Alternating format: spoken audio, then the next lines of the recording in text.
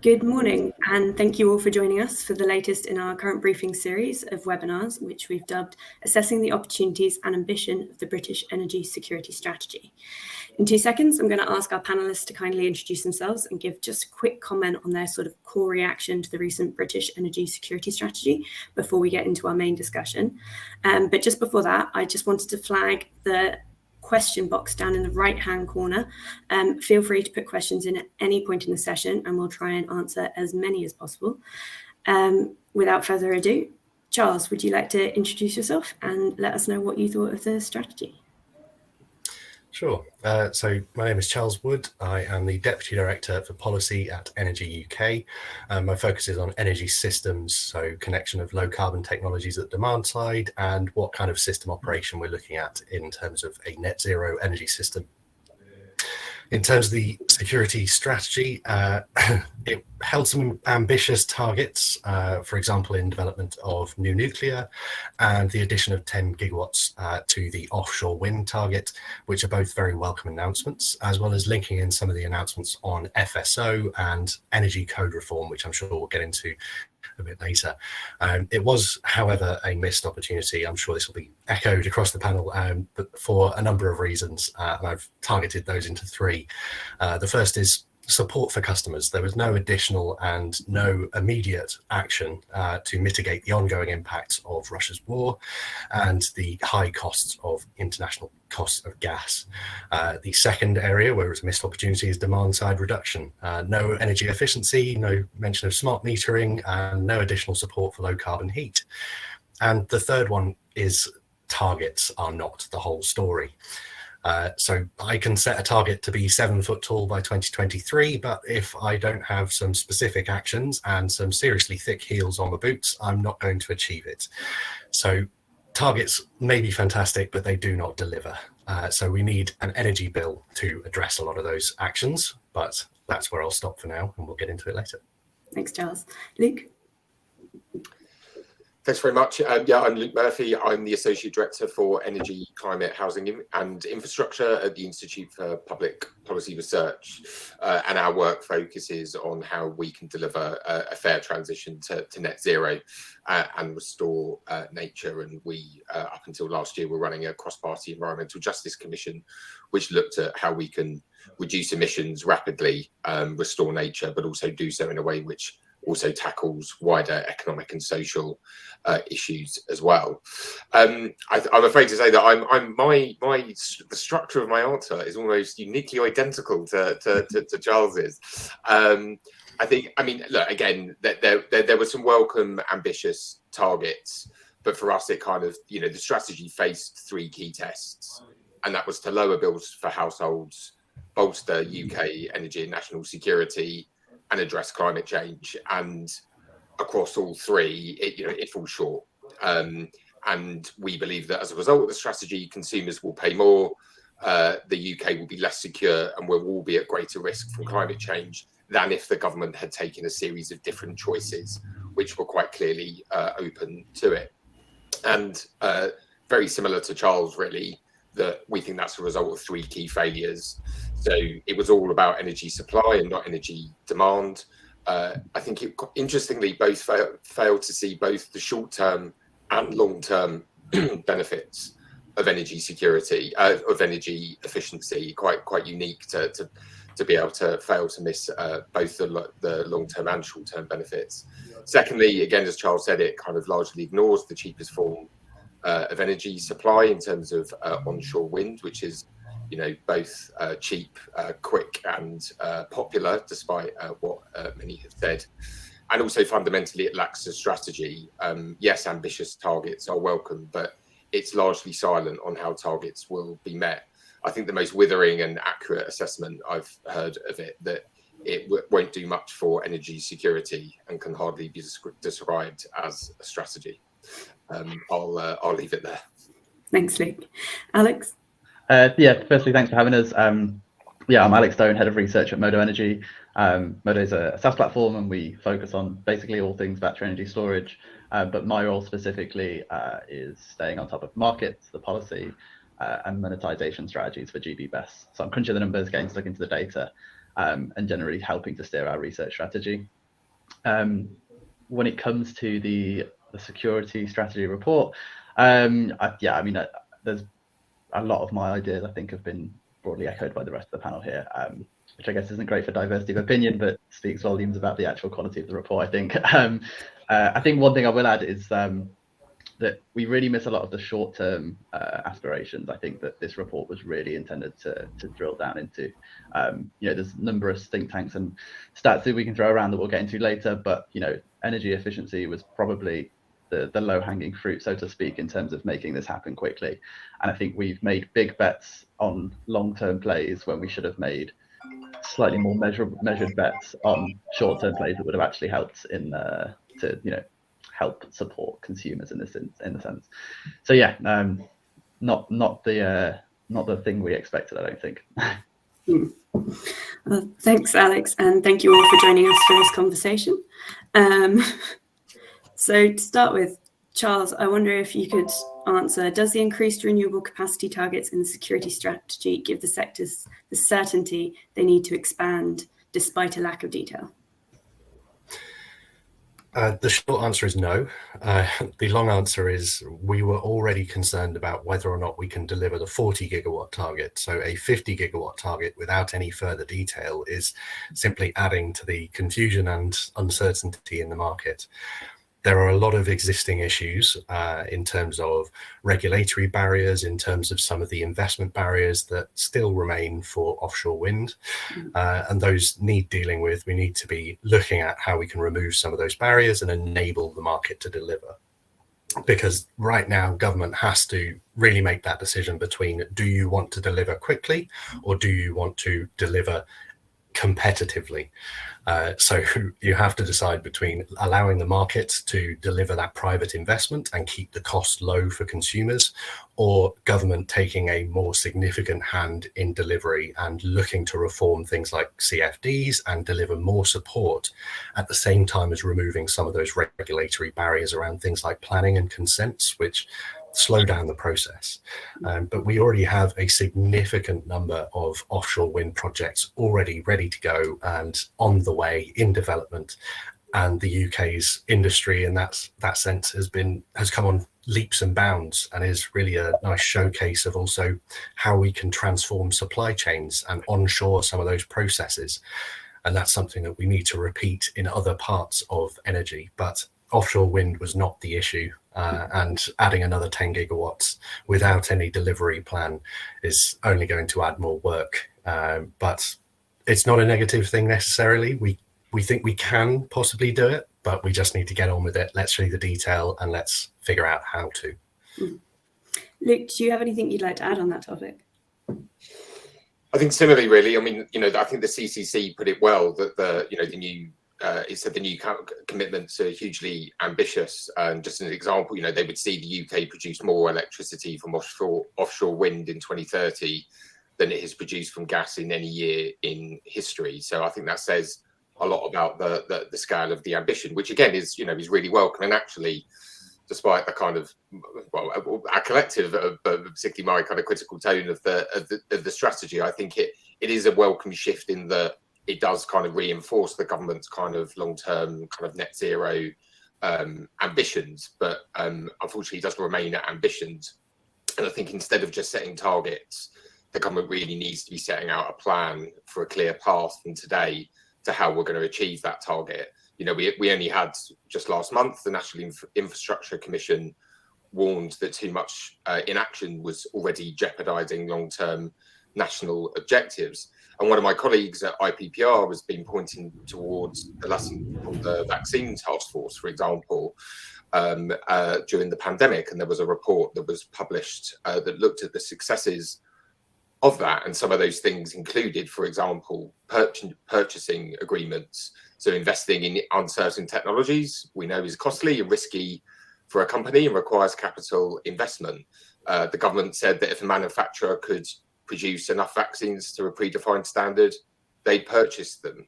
This would give security to a company to invest. Yes, this involves more government intervention, but it's also a principle that the government could be applying to photovoltaic installations or heat pumps, for example.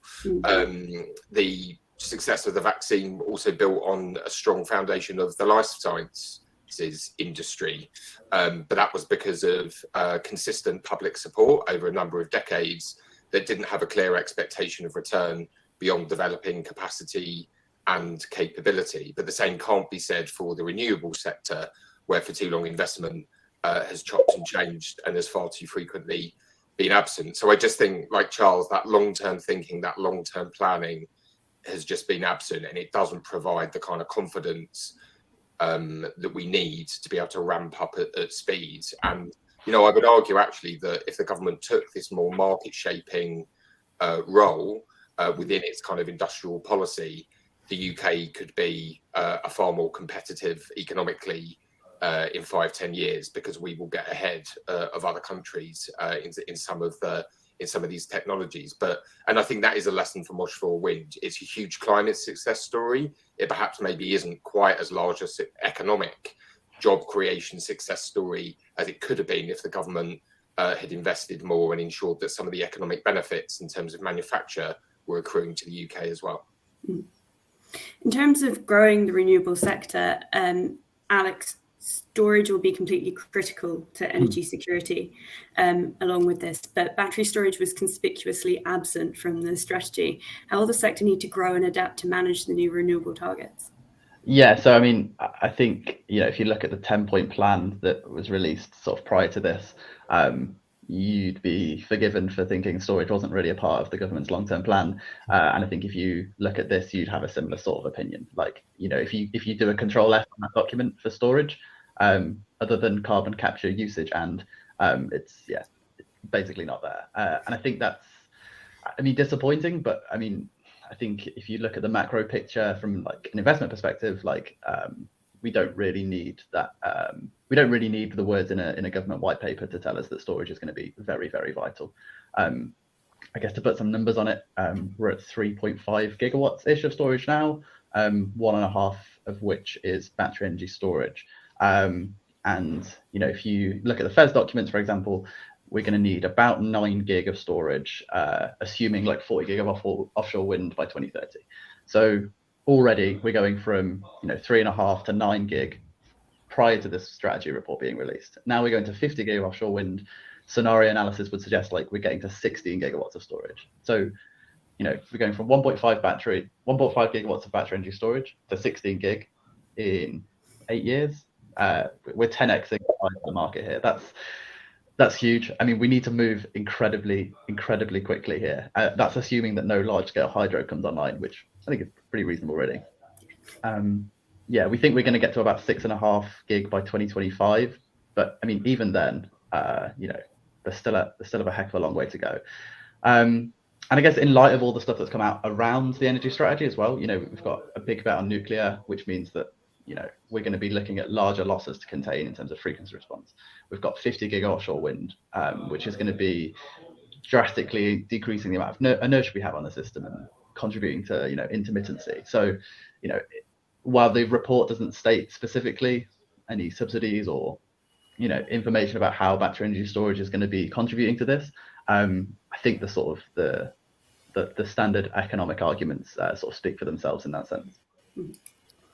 Charles or Luke, would either of you like to see more detail on energy storage in the strategy overall? I'll go first if that's all right, Luke. Yes, I think echoing Alex's points, we know that there's going to be a vast need for energy storage of all kinds in the next 10 years to be developed and delivered. And there are projects that are already in train, whether it's pumped hydro, expanding existing sites, and some sites are being looked at. Compressed air energy storage, we're aware of a number of projects that are starting and are in the early days, but shovels won't hit the ground for another few years.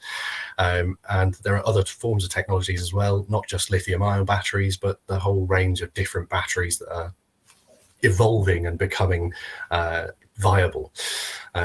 So there's a lot of different types of technology that are needed, and we're seeing a lot of ambition and a lot of targets again, but not enough movement within the market mechanisms.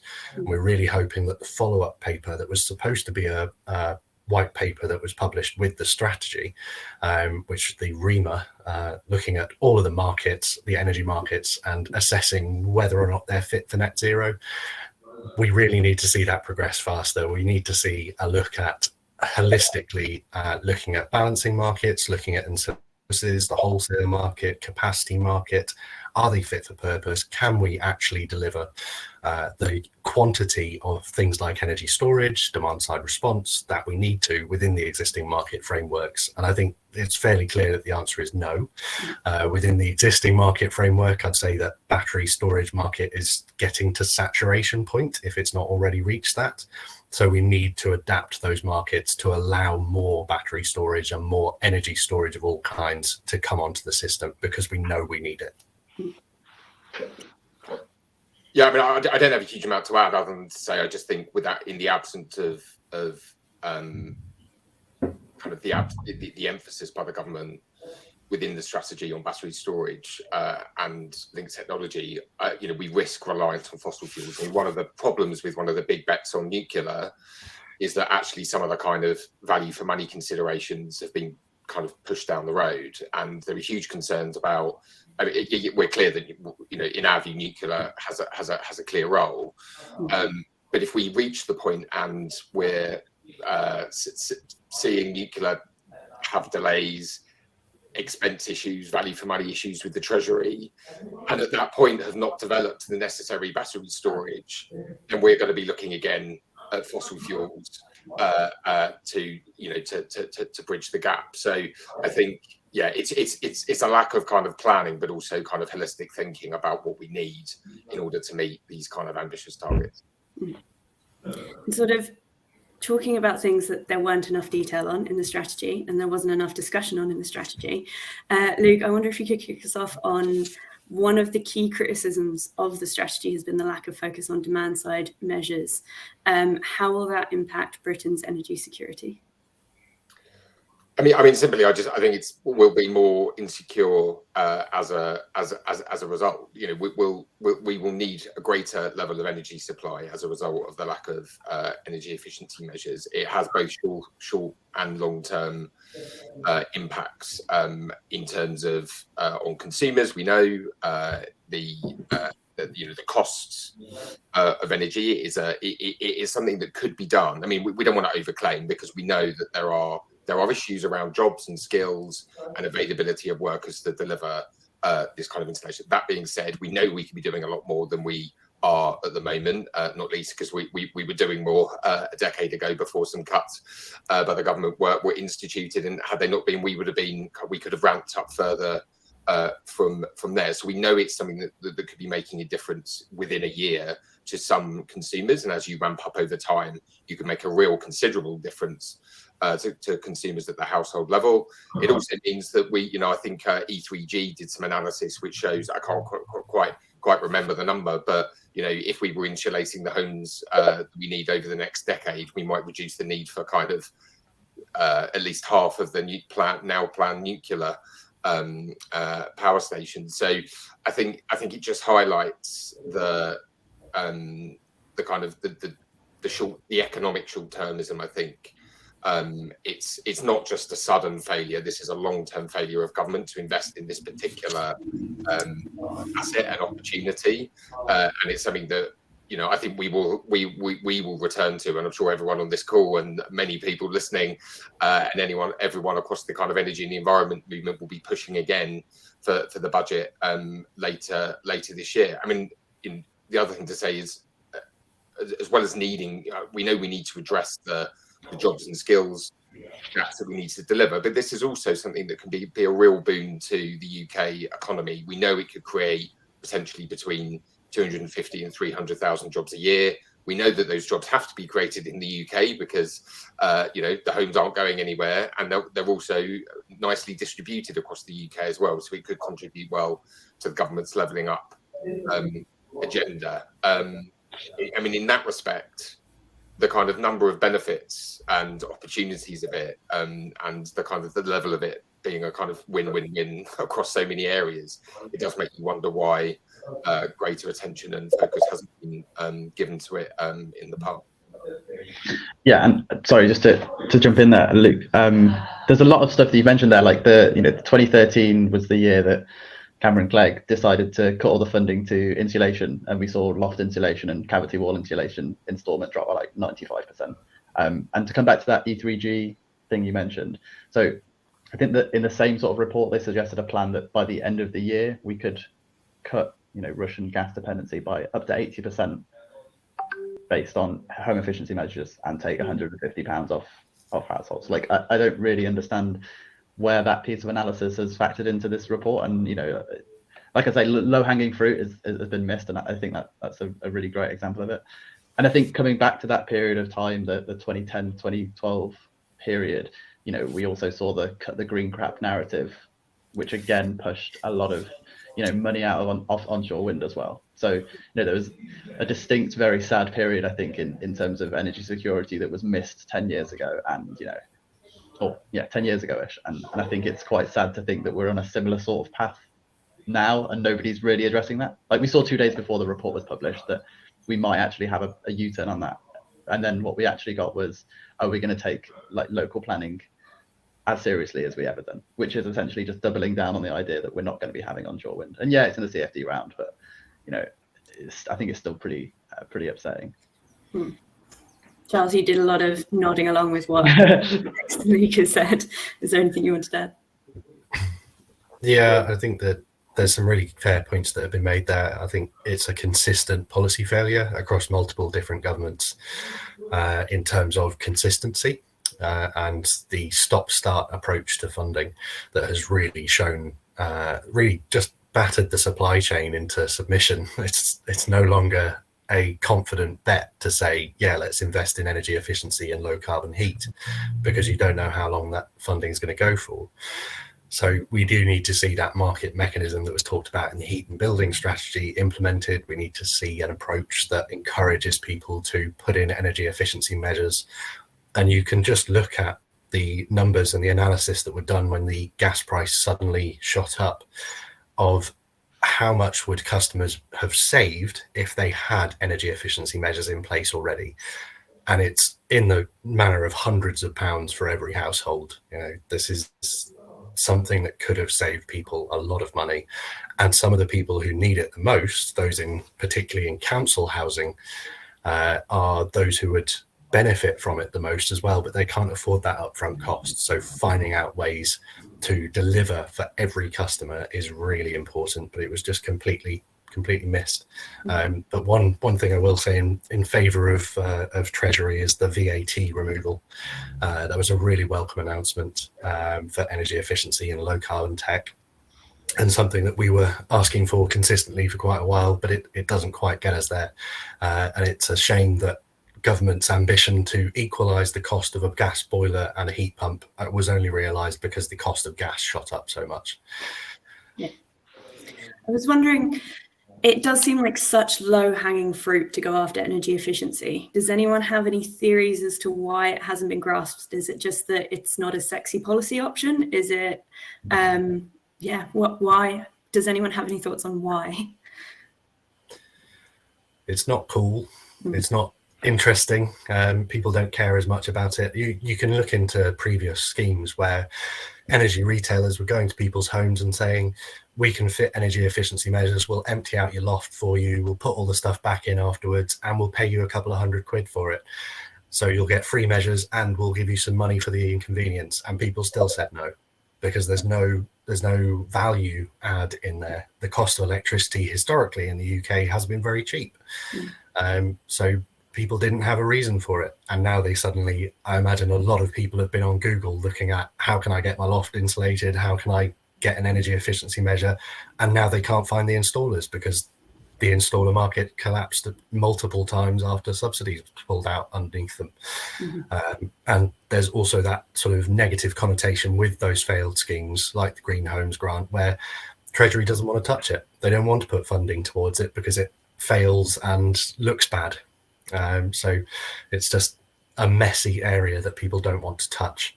And I think there is also a very successful housing lobby in terms of the house builders who are effectively saying that will cost more. And if you want to deliver your 300,000 homes per year, then make it as easy for us as possible. One of the things I know you touched on when you were talking just now, Alex, was onshore wind. Just how much of a missed opportunity was it in the security strategy not to have more support for it as a technology? Yeah, again, another upsetting one, really. I think it's easy to see the offshore wind targets and be, you know, supportive of the government for backing renewables so hard. But yeah, when you look at things like offshore wind, onshore wind, it's pretty hard to not be a little bit disappointed. I think there's a really nice report, Simon Evans, I think his name is, of Low Carbon Brief, mentioned that if all of the onshore wind with planning applications was built, then we basically have no reliance on Russian gas imports. I mean, like, again, it's one of those things. It's just like, even saying the stat out loud and then comparing it to what was actually published is almost doesn't make sense as to, you know, what information was going on there. And I think it might potentially be a bit of one of those NIMBY, not in my backyard scenarios that is still trickling through into public opinion. But that being said, you know, onshore wind polls considerably better than, you know, for example, nuclear does. And to see the government back, you know, I mean, maybe this is a bit inflammatory, but slow and proven, potentially over budget and costly technologies over stuff that we have a track record with and we've had continued success with, at least in the offshore sort of ecosystem. Yeah, again, it's pretty upsetting. Yeah, I think there was an article going around on Twitter about all the things onshore wind is more popular than, which I think pizza and the Queen were on the list. So it does seem kind of mind-blowing that we can't get over this, like you say, NIMBY-ish attitude. Charles or Luke, I wonder if there was anything you wanted to add on the missed opportunity around onshore wind. I mean, I think for me, I think it's really important to kind of, I know you both have, but to state over and over again around public support for onshore wind. You know, it's not just you know, we've seen consistent public support over time, though the public assumes support is much lower than reality. They assume others don't support it. You know, it's overall 80% in 2021. It was 70+% in 2016. And has kind of wavered in between those two, which is, you know, quite significant. It's majority support across parties, political, amongst the public, and it's now even higher in areas with wind farms, according to some research that's been done. The area where it's not, I mean, this is quite a political point, but I think it's, you know, it's a very small minority of people, including within the governing Conservative Party, who are opposed to it as a technology. And what I think there is a NIMBY attitude to it, but we don't apply the same rules to other forms of development, whether it's incinerators or housing development. And I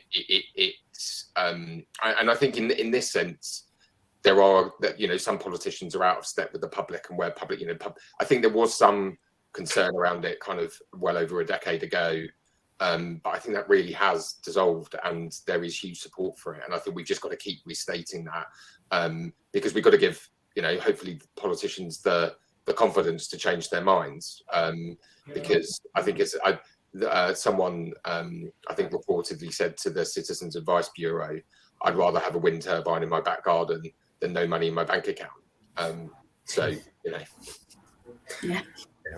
I think to echo that point, some of the same voices in the Conservative Party, and I think we may be able to name a few of those, and the group in particular, are the same voices that are saying "not in my backyard" to a wind turbine are the ones who are saying, "Why don't we start fracking?" I don't want a fracking rig to be set up in my back garden. I'd much rather have a little windmill, or a series of windmills that do look pretty nice, actually. And I think that is the general feeling of the public. It's just trying to get that message across to government that you have our support, you have our backing as a public. Absolutely.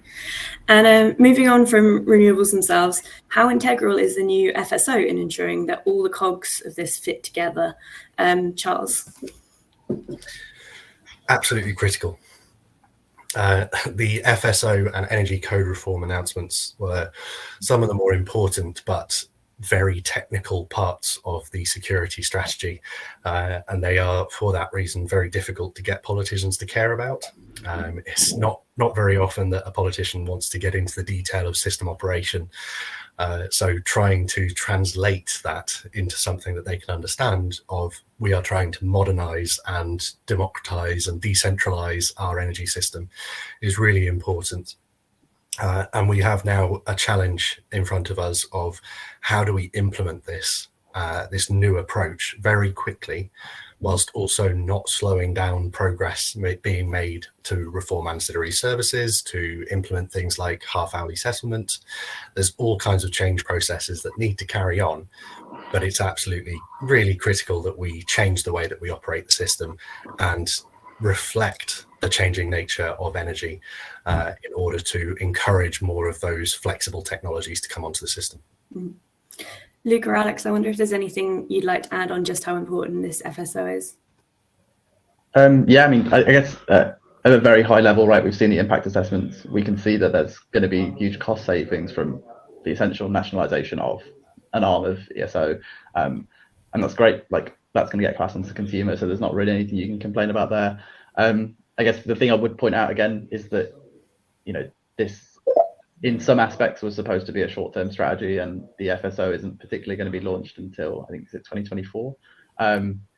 Does it help address the fact that this winter could be one of the most costly for consumers ever? No, not really. But yeah, I mean, generally broad support for this as a piece of enduring policy that's going to help lower costs in the long run. So yeah, can't really complain. I mean, yeah, similarly, I mean, I just kind of echo it. I mean, we need a kind of a laser-like focus on implementation and delivery, and I think the FSO is crucial to delivering that. I mean, I think the thing I would say is that we need a similar. We have argued for a similar body to deliver net zero more broadly. We've called for a kind of net zero and just transition delivery body, which wouldn't just cover the energy market. Although you don't want to create institutions for the sake of it or create too many, but I think these bodies are really crucial to just driving, going from that ambition to the day-to-day implementation, technical reform of energy markets and sectors. So yeah, I think it's really welcome, and yeah, I think it's just a shame that obviously the broader strategy didn't meet up with what the FSO will ultimately need to deliver. But yeah, I think it's a really positive announcement. Fantastic. And one final question from me, and then I'm going to move into some of the ones that we've had in from the audience. And feel free to continue to ask questions as we work our way through them. So I have a feeling I know what people are going to respond to this, but is the energy security strategy ambitious enough? Charles, would you like to start? Ambitious enough, yes. If we just look at it in terms of what is it, it is a supply strategy rather than a security strategy, and it is ambitious. It's got these great grand targets of what are we going to do to implement new generation sources and get away from fossil fuels. Loads of ambition in there. It's just not practical enough. And what we need to see now is an energy bill announced in the Queen's speech, knock on wood, hopefully, would be fantastic, because it would allow us to then implement some of this stuff, implement the changes for FSO and energy code reform, and implement some of the changes in terms of making net zero a legal and required target that is not just an ambition, it's something we have to do. And also addressing all those areas that we've talked about that weren't touched upon in the security strategy. So, yeah, depends on how you look at it, but probably not. Okay. Luke? I think similarly, and I kind of said at the beginning, it's yes, there are some ambitious targets as we've said, but it's not, and that ambition is welcome, and I do think it's worth remembering. Or at least remarking upon that, how far we've come over the last 5 to 10 years. We've made enormous progress. We wouldn't have thought or expected these kind of ambitious targets for low carbon electricity in offshore wind and solar, in nuclear a decade ago. So we should welcome that ambition. But if you take the name of the strategy kind of literally, rather than what the government subsequently described it as, following criticism, as an energy security strategy. It is not sufficiently ambitious to deal with the short-term hit that consumers are going to face, either through just direct financial support, which we've also been calling for, or through measures such as energy efficiency, nor is it sufficiently kind of ambitious on certain technologies like onshore wind, as we've already discussed. And underlying it all, it doesn't really have that kind of strategy and plan that's required. In the end, it felt like a strategy that was announced that it was coming in haste, and then kind of, you know, delivered in a kind of, it'll do what we need it to do for a day, and then we'll kind of try and quickly move on. Now we've realised it's not going to deliver what we said it was. So, but that being said, you know, as Charles said, I think there's, you know, a lot of hope for what might come in the Queen's speech, particularly in terms of, okay, we're not going to, I don't think we can expect more ambition, but I think hopefully we can expect the strategy and planning part still to come. Alex? Yeah, I think it is ambitious, but potentially in the wrong places, I think is probably the fairest way to say that. You know, 24 gig or whatever it is of nuclear, equivalent of 1 a year is ambitious. Like that's very ambitious. It's at the top end of, you know, if you look at CCC or Energy Systems Capital or ESO modeling, it's at the top end of everyone's expectations there. So yeah, it's very ambitious in the same way that Sidewell C is part of a 10 reactor program was ambitious. You know, 50 gig of onshore wind offshore wind, sorry, super ambitious. Can we get there? Yes, there's been some revisions to planning that have been proposed, but again, it's not ambitious in the right places in my view, which is great for a long-term strategy. And I think, yeah, like Luke mentioned, retrospectively, I think that's what it's broadly been labelled by various members of the Conservative Party. But yeah, as a short-term strategy, misses the mark. Well, thank you all for your answers there. I'm going to move on to the Q&A. I apologise outright for mispronouncing everyone's names. But to start off with, Matthias Durand said, how do you see National Grid implementing transmission network updates to integrate the ambitious targets for offshore wind and solar? And do you believe it is one of the most critical items to reach net zero? Charles? How do I see National Grid doing it? I don't know. You'd have to ask National Grid. I think it's incredibly complex. Yes, agree. It's absolutely critical that we reform the way that we approach the transmission network. It is not fit for the future. The approach has to be changed. It has to be looked at, and it's not just national and transmission networks. It's also the distribution networks and connecting that distributed resource from hopefully onshore wind as well, but also offshore wind. And also looking at how do we approach connections? How do we approach integrating energy storage at the point of connection as well, in order to decrease the cost to consumers, as well as decreasing the cost for the company that's connecting. Mm-hmm. So we really have to categorically just look at everything we're doing and try and reform it, try and implement quite quickly. And it is one of the bigger barriers and one of the bigger question marks that still remains for offshore wind in particular. Alistair Rennie said, I'm advocating interseasonal energy storage for support to suppliers to predictably deliver, but also to improve the business cases for energy producers and to focus a chance to intervene to suppress sustained price spikes. What does the panel think? Alex? I mean, yeah, I think it's probably a little bit outside of my area of expertise, but there's obviously an increasing expectation for long duration energy storage. Interseasonal isn't something we have at the moment, and I guess we're looking to new technologies like hydrogen or I guess in some extent as air and all that jazz.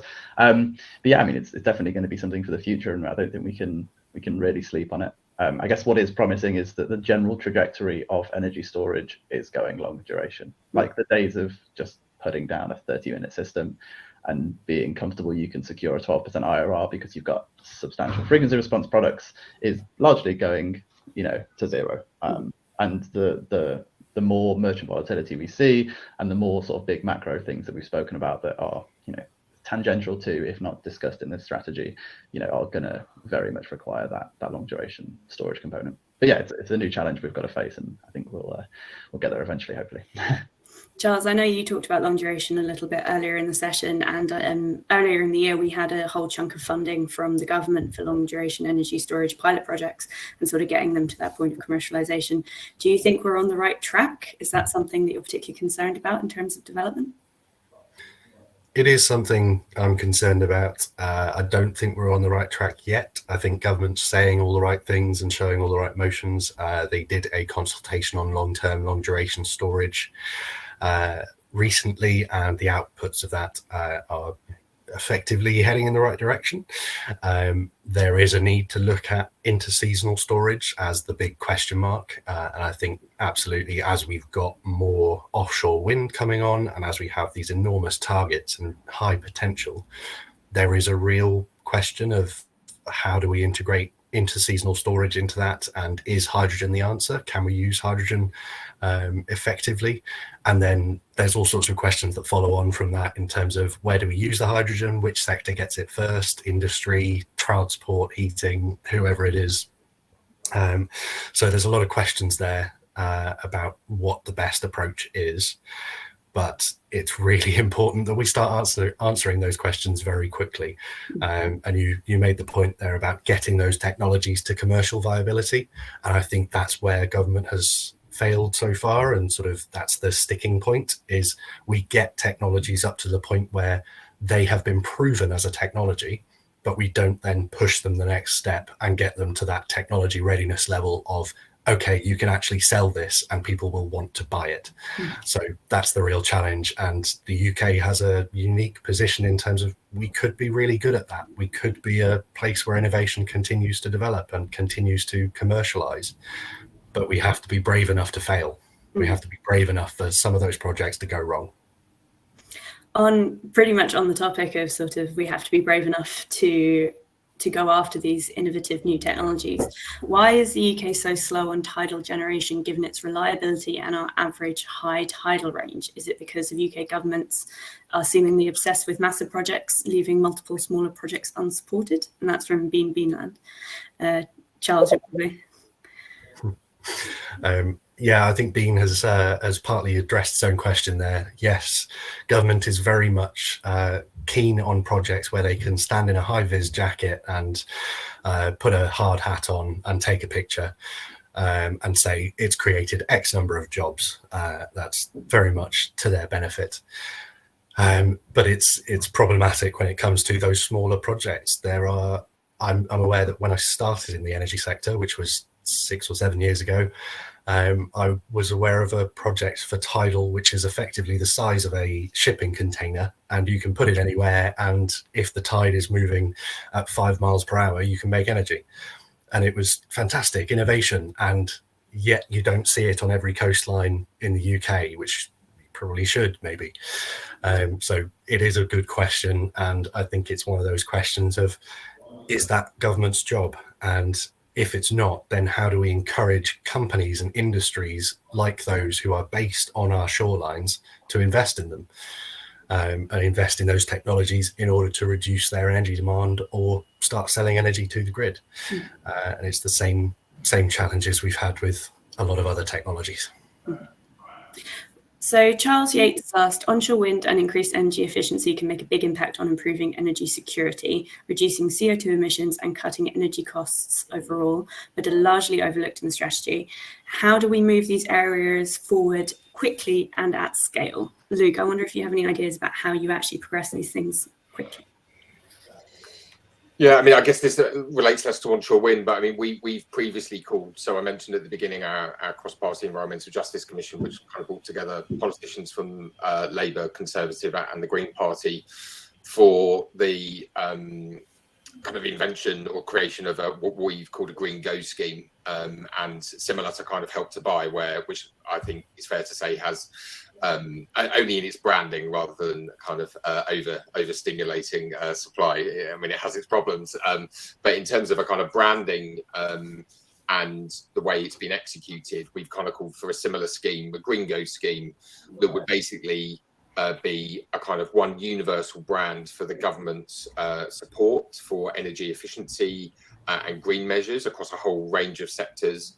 That we've and I should say this was based on 4 citizens' juries, which we held around the country, where people were absolutely clear. They wanted more information, they wanted more support, they wanted the support that they needed to go green, as it were, but they didn't think either they, as individuals or households or families, or indeed particularly small businesses, were being had the support or the framework there from government in order to help them to make the kind of the green choice, the easy choice. So we've called for the creation of this scheme where you would, the government would, through high street banks, consumers would be able to access loans, for example, or grant support for energy efficiency. You would have one-stop shops for information in supermarkets across the country, again supported by the government, as well as having a kind of online hub.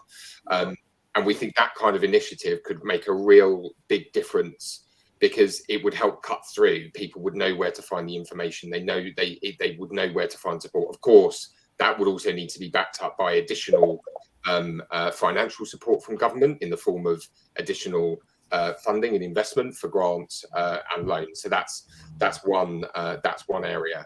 I guess on onshore wind, simply one of the best things that they could do is remove the restrictions and the effective ban on that is applied on onshore wind through the planning system. They've gone some way.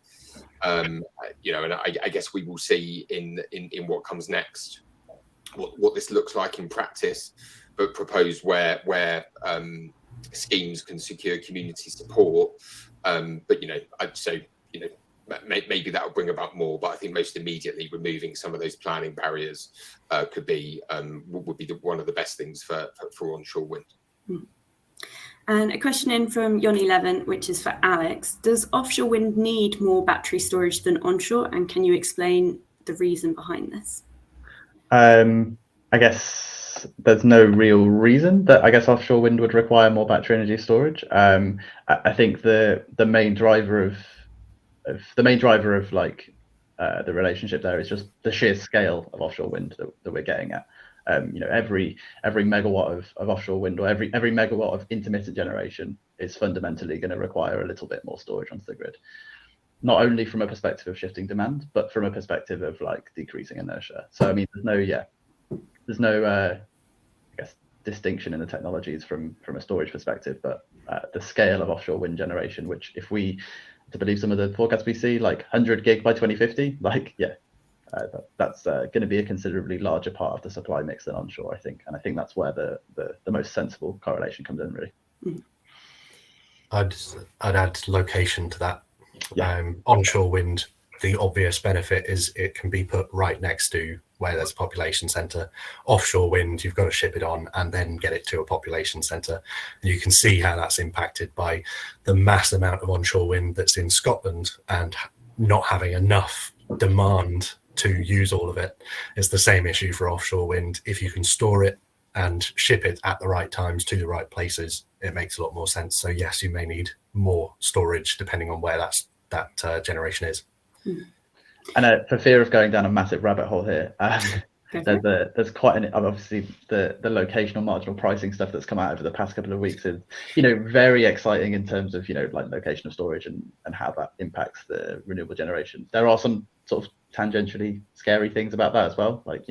If we start having locational pricing, what about all the stranded wind in places where the prices are really low? Do they suddenly become uneconomical? It's a whole new kettle of fish. And I guess given the support from ESO and various think tanks and stuff, it's quite an interesting one to put as a backdrop to all of this.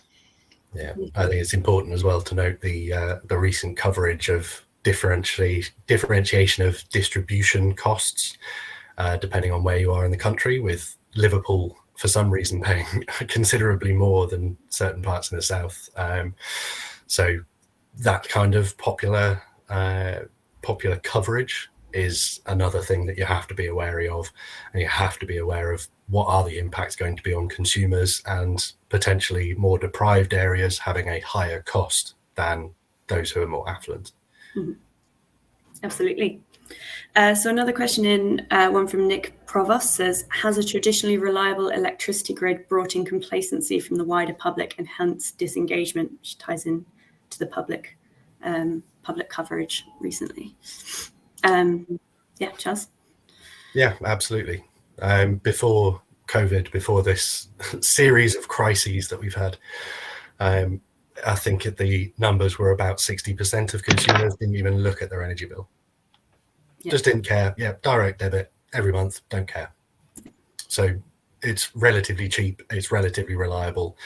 And at this point, a whole-scale blackout or brownout would be electoral death. That would be the end of the party for the next 10 years. So it has resulted in some complacency, and now that we're starting to see concerns about it, immediately it raises alarm bells, and you can see the coverage that happened around the power cut around London that resulted in a lot of transport issues, people having to get off trains and walk down the tracks, and many other issues that came with it. There's some genuine concerns, and people will immediately freak out if that starts to happen regularly. So we just can't allow it. We're very lucky in the UK, and let's hope we continue on that. Absolutely. Luke or Alex, is there anything you'd like to add on whether or not we become complacent? I think I kind of related with a separate point, which I think it speaks to the need to just engage the public more broadly in the transition to net zero. You know, I kind of mentioned our own deliberative events, IPPR, but you know, there was the National Citizens Assembly on climate. We've had a similar one in Scotland. We've had lots of juries around the country, but you know, we know we can't hold a deliberative process like that with everyone, although important that they are and a good contribution that they make.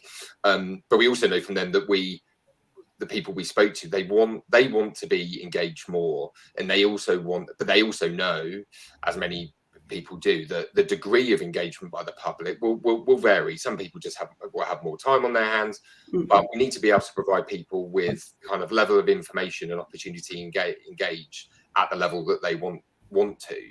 And at the moment, you know, so for instance, the public that we spoke to calling for COVID style communications around net zero. Now that doesn't mean kind of press conferences every day, but it does mean high profile campaigns potentially around how to reduce energy use, not to push a responsibility onto individuals, but that is something that the government could be doing. It could be, as like I said, going back to the Green Go scheme, providing kind of clearly accessible information on the high street online to engage individuals. And you know, unfortunately, you know, there was a paper that was released accidentally, I think, by Paves last year around kind of behaviour change that was swiftly kind of brought back, which spoke to that. And then there was a kind of a line in the government's net zero strategy that the government doesn't really believe, I think, in that kind of level of or trying to bring out that kind of behaviour change. It kind of it's argued about with going with the grain. And yes, there is a strategy that reaches net zero that way, but whether it meets it in time or in a way that is fair is another matter. And yeah, so I think it speaks to the need to more broadly engage with the public, and that's not just the responsibility of government, of course. That's also the responsibility of businesses and wider civil society engaged in the transition as well. Mm-hmm. Absolutely. With this push towards net zero, Jeffrey Douglas has asked, how will the support for oil and gas in the strategy affect the value and deployment of zero carbon assets? Yeah, I wonder if anyone wants to jump in on that, or I can... Sorry, can you repeat the question, please, Molly? Yeah, of course. Jeffrey Douglas asked, how will the support for oil and gas in the strategy affect the value or deployment of zero carbon assets? Alex, you look like you're thinking about it. Yeah, I'm trying to think about a sensible. I don't know. I mean, I guess, yeah.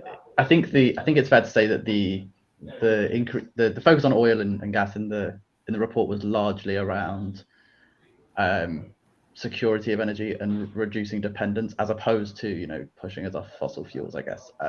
So, you know, I don't think anybody's claiming that refreshing the North Sea gas fields is going to be particularly carbon effective, right?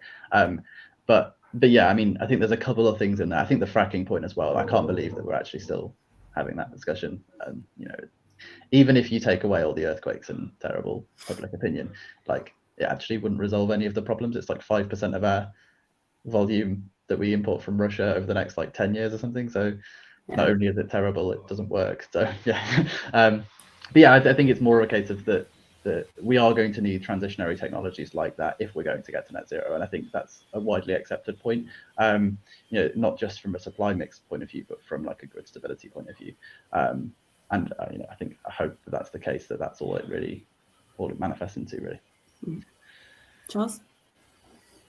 Yeah, I'd agree with that point. I don't think it will heavily impact zero carbon or low carbon assets. It is a sticking plaster. It's a temporary fix. It will create some more production, but it won't impact global energy prices. And it is effectively just that additional buffer in case the Russian pipeline does get shut off by European nations. If Russia continues to do abhorrent things in Ukraine, then that is a likelihood. So we have to make sure that we have some independence and we're ready for what happens if particularly if interconnectors start going the other way. Right now we import something like 5% of our energy mix is interconnection.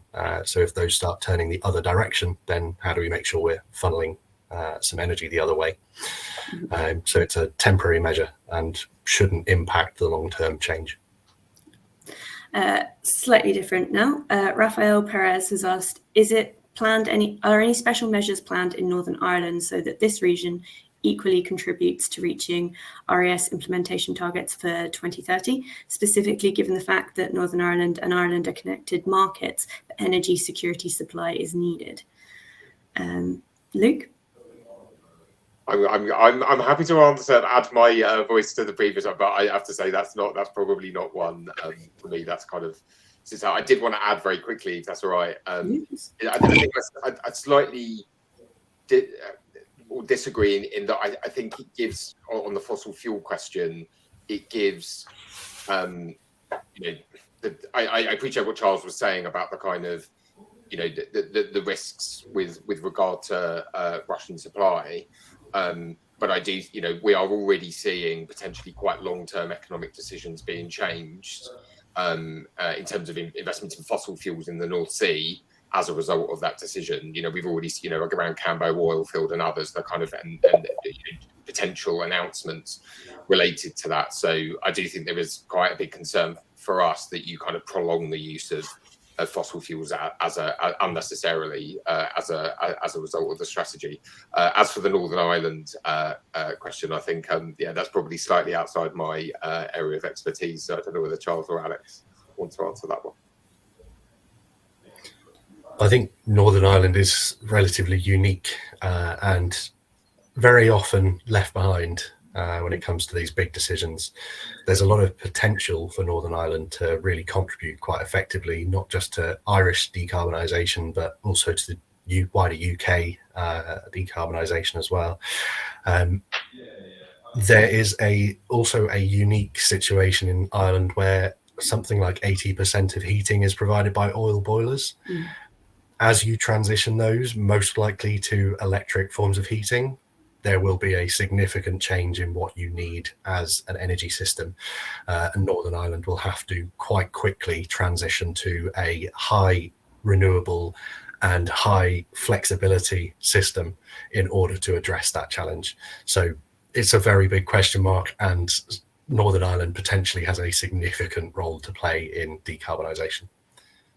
Yeah, that's that. I think there's some interesting, I guess, from a market design perspective, things that we can take from the Irish or the island of Ireland electricity market, right? Like they're targeting, I think it's fair to say, very ambitious renewable ambitions, and are doing it incredibly well. I think last week they hit, and I think it's 80% synchronous system non-synchronous penetration, i.e. 80% average of their generation mix is wind, which is crazy. So yeah, I think there's a lot of things we can learn for them in terms of how we structure ancillary services, and against the backdrop of reserve and response reform in GB, which is going pretty well, I think that's fair to say. There's a fair amount of things we could learn, especially in terms of monetizing exciting technologies, right? we've seen a lot of stuff deployed there in terms of inertia and voltage control and operating reserve and stuff. So, lots to learn there, and I'm sure that'll be a pretty pivotal part of any security mix given the level of interconnection there. Fantastic. I'm aware that we're pushing time a little bit now, but one final question also from Beam Land, which I wonder if everyone could give very quick, short, concise answers to is, what are the panel's top 3 short-term tactical measures that would support the long-term strategy and yet would mean something concrete now for both consumers and for the individual industries involved? Alex, do you want to start us off? Yeah, well, I think Luke's touched on this quite a lot, but I think the big one for me is the education piece. Like, there's obviously a lot of sensitivity around behavioural change, and we've seen in the press people sort of struggling to hit the mark on that in a lot of ways. But that being said, I think the government can do a little bit more in terms of educating, providing that centralised source of information, and if not the government, other external bodies to, really drive home the energy efficiency message and get the information into the hands of people who can make a difference. That would be my one, I guess. Fantastic. Luke, do you have one to add? So I think I thought 3. So I'd just say very quick, direct financial support for households. It's not an energy policy, but it is just something that is desperately needed in the budget. Secondly, energy efficiency. And thirdly, while this sounds long term, I think it is actually tactically, it's a short term measure as well, is around just a kind of recommitment by the government to industrial policy around energy deployment and the energy market, not least because if the government goes beyond ambition, as we were talking about earlier, and does actually set out a clear long-term plan for how it's going to deliver these targets, you can immediately start giving confidence to businesses to start investing now for the long term, and I think that will make a difference now as well as in the longer term in terms of meeting our targets. And Charles? Yeah, so number 1, support for consumers. It's only going to get worse. The winter is going to be higher cost than currently unless government steps in. Secondly, a net zero test, similar to what Luke was discussing about having a net zero body, but having a net zero test for all policy to make sure that it is compliant with our net zero targets, and that would affect building regulations, it would affect planning regimes. And the third one is to look at devolving responsibility for decarbonisation to local areas, look at local area energy planning and try and enable some of those local communities and local authorities who have an idea of what they want to do for net zero to actually start to implement it. Because it takes too long doing it from the top down. Absolutely. Well, thank you everyone for joining us, and special thank you to Alex, Charles and Luke for a really interesting discussion. A recording of the webinar will be available on Current's YouTube channel and on the Current website as well in the next day or 2, so keep an eye out for that. Minor little plug, our next Current Briefing webinar will be next Wednesday, where I'll be talking to Phillips from National Grid ESO about the emerging inertia market. If you are interested in joining, just head to the Current website and all the registration details are on there. But apart from that, thanks again for joining us, and thank you to the wonderful panel, and I hope you all have a lovely week. Goodbye. Thanks. Thanks. Yeah, thanks.